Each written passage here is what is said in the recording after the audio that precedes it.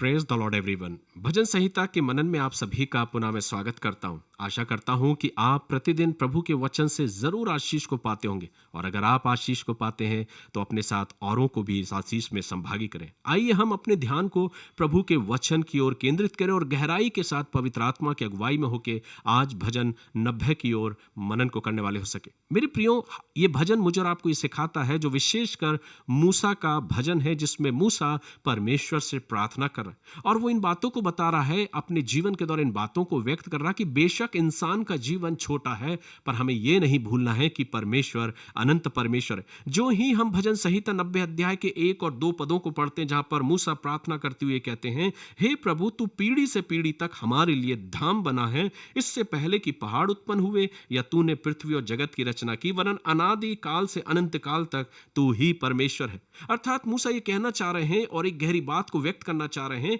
कि मेरा और आपका धाम, निवास स्थान मेरा और आपका सिर्फ परमेश्वर है।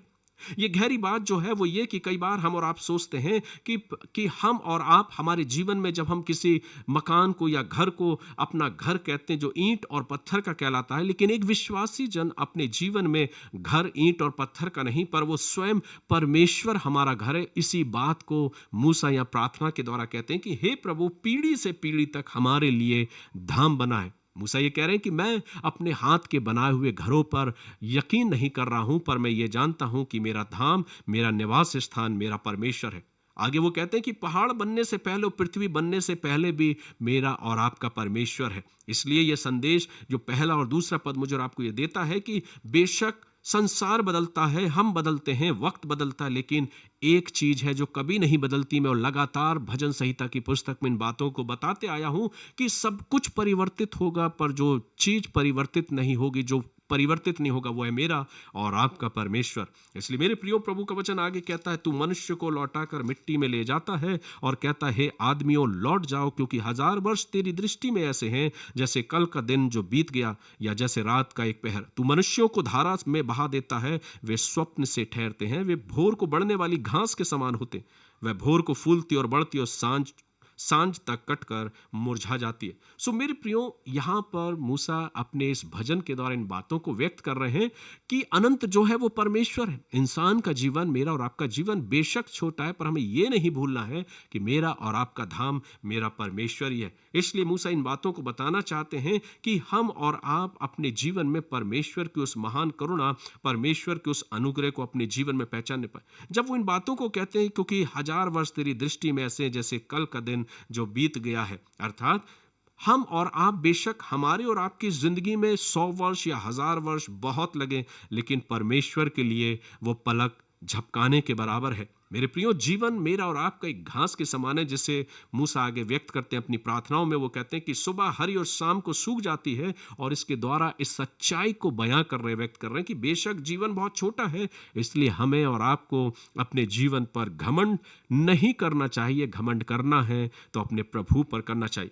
जब हम 7वें पद से लेकर आगे पदों को पढ़ते तो लिखा है, क्योंकि हम तेरे क्रोध से भस्म हुए हैं और तेरी जलजलाहट से घबरा गए हैं। तूने हमारे अधर्म के कामों को अपने सम्मुख, हमारे छिपे हुए पापों को अपने सम्मुख की ज्योति में रखा है, क्योंकि हमारे सब दिन तेरे क्रोध में बीत जाते हैं, हम अपने वर्ष शब्द के समान बिताते हैं। सो मेरे प्रियो, मूसा यहाँ प्रार्थना के द्वारा मुझे और आपको ये सिखाना चाहते हैं और ये कहना चाहते हैं कि मनुष्य बेशक अपने जीवन में कई बार गुनाहों को करता और वो सोचता है कि इसका निर्णय, इसका परिणाम कुछ नहीं होगा, लेकिन मूसा इन बातों को बताना चाहते, जो प्रभु का सेवक और दास है, वो कहते हैं कि बेशक मनुष्य अपने जीवन में अपने गुनाहों को करता, लेकिन ये मत भूलो कि परमेश्वर के सामने हमारे और आपके गुनाह जो है वो खुले हुए हैं। हम अक्सर अपने पापों को छिपा तो लेते हैं, लेकिन परमेश्वर से हम कुछ नहीं छिपा सकते। इसलिए भजन मुझे और आपको सिखाता है कि अक्सर हमारे और आपकी जिंदगी में जो दुख और कठिनाइयां हमारी जिंदगी में जब आती हैं, वो ये बात को स्मरण दिलाती हैं, और ये कई बार हमारे जीवन में आती है कि हम अपने जीवन में स्वयं के जीवन पर निर्भर रहना नहीं, पर प्रभु पर निर्भर रहना सीख जाएं। ये संपूर्ण भजन मुझे और आपको इन बातों को सिखाता, और विशेषकर इस भजन का जो मुख्य वचन है, मुख्य पद है, वो ये है जब मूसा अपने जीवन के द्वारा प्रभु से ये कहते हैं कि प्रभु हमें अपने दिन गिनने की समझ दे। आगे लिखते हैं, हमारी आयु के वर्ष 70 तो हैं, और चाहे बल के कारण 80 वर्ष भी हो जाएं, तो भी उनका घमंड केवल कष्ट और शोक ही शोक है, वह जल्दी कट जाती और हम जाते रहते हैं। तेरे क्रोध की शक्ति को और भय के योग्य तेरे रोष को कौन समझता है? हमको अपने दिन गिनने की समझ दे कि हम बुद्धिमान हो जाएं। यहां पर मूसा प्रार्थना में प्रभु से कहते हैं कि बेशक हम जानते हैं कि हमारे जिंदगी में हमारी आयु 70 और 80 वर्ष भी हो जाए, लेकिन उसका प्रतिफल जो है वो कष्ट ही है। लेकिन प्रभु से वो प्रार्थना कर रहा है, वो कहता है प्रभु हमें अपने दिन गिनने की समझ दे। अर्थात वो ये बताना चाह रहे हैं कि हमें अपने जीवन में स्मरण करना है कि जीवन बहुत सीमित है, इसलिए हर दिन को ऐसे जियो, समझदारी के साथ जियो, प्रभु में डर और भय के साथ जियो। क्यों? क्योंकि हमारी संपत्ति की अधिकाई से हमारे पास जो संपत्ति है वो ही सब कुछ नहीं है, लेकिन समय, वक्त, टाइम एक ऐसी संपत्ति है जो सबसे बेशकीमती संपत्ति कहलाई जाती। धन वापस आ सकता है मेरे प्रियो, लेकिन वक्त, टाइम, समय वापस कभी नहीं आता। इसलिए परमेश्वर का सेवक दास मूसा इन बातों को कहते हैं कि हमें अपने दिन गिनने की समझ दे, जो इस वचन का सबसे महत्वपूर्ण भाग है। आगे वो कहते हैं, हे यहोवा लौट आ कब तक, और अपने दासों पर तरस खा। भोर को हमें अपनी करुणा से तृप्त करके हम जीवन भर जय जयकार और आनंद करते रहें। जितने दिन तू हमें दुख देता आया और जितने वर्ष हम क्लेश भोगते आए हैं, उतने ही वर्ष हमको आनंद दे।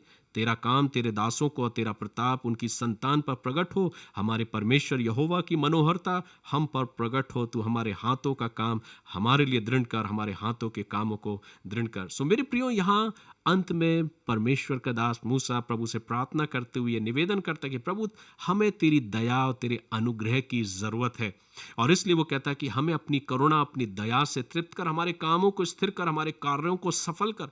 ये एक सुंदर संतुलित एक ऐसा वक्तव्य है, एक ऐसी प्रार्थना है जिसमें वो इन बातों को बता रहे हैं और ये सिखा रहे हैं कि बेशक मैं जानता हूं कि मेरा जीवन बहुत छोटा है, लेकिन मैं जानता हूं कि मेरा जीवन परमेश्वर के हाथों में है और वही मेरा धाम है। मैं संसार के हाथ के बनाए हुए घरों पर विश्वास नहीं करता, पर मैं अपने परमेश्वर पर विश्वास करता हूं, और यदि परमेश्वर मेरे साथ है तो हमारे हर एक कार्य स्थायी बन जाते हैं, आशीषित हो जाते हैं। इसलिए मेरे प्रियो, परमेश्वर का वचन भजन संहिता 90 अध्याय मुझे और आपको ये सिखाता है कि हमें और आपको अपने जीवन में ये नहीं भूलना है कि मेरा और आपका परमेश्वर एक अनंत परमेश्वर है।